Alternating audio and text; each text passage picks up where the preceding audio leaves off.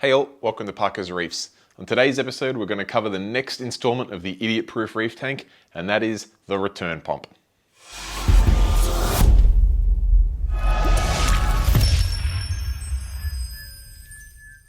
Alright, so I wanted to do a quick video on the return pump, and I promise this one will be quick because it seems like I don't know if it's the rest of the world, but it's at least in America, the Waterbox Cube 20 comes with a return pump.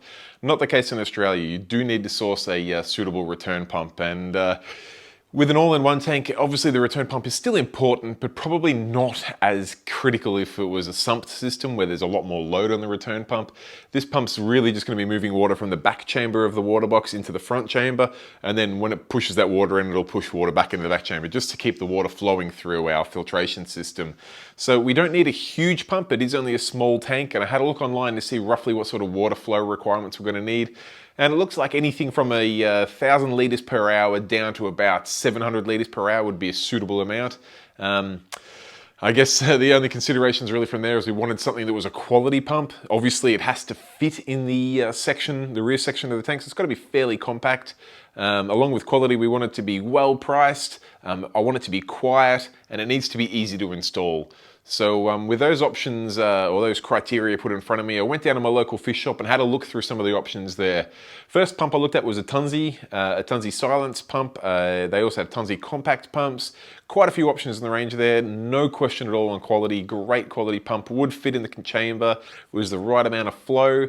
It was a little bit more expensive, and if Tunze is your brand, then you're going to go with that pump because it's going to be near bulletproof. But I didn't pick the Tunze in this case. I also had a look at some NIOS options. I had a look at some Aqua One options.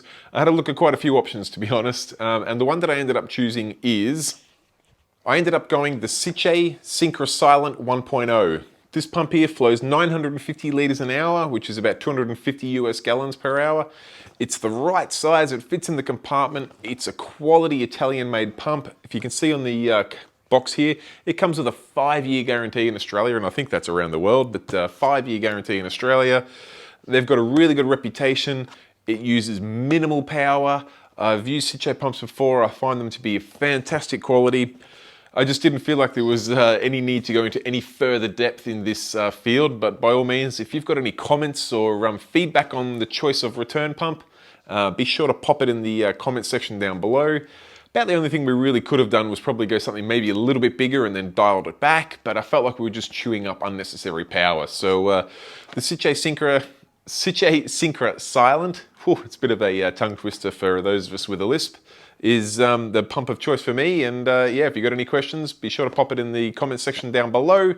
If you've enjoyed the video, give it a thumbs up. And if you don't want to miss out on any future videos or installments of the idiot-proof reef tank, be sure to subscribe and hit that bell notification, and you won't miss any videos in future.